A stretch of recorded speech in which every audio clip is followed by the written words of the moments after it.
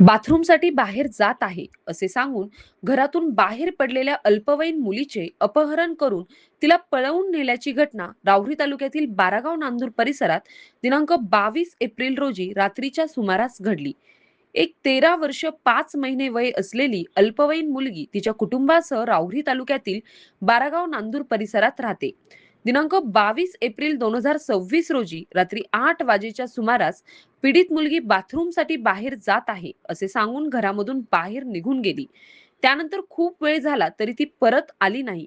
या दरम्यान अज्ञात इसामाने अज्ञात कारणासाठी पीडित मुलीचे अपहरण करून तिला फूस लावून पळवून नेले.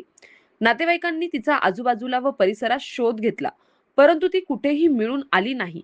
पीडित मुलीच्या वडिलांनी राहुरी पोलीस ठाण्यात दिलेल्या फिर्यादीवरून अज्ञात आरोपी विरोधात अपहरणाचा गुन्हा दाखल करण्यात आला.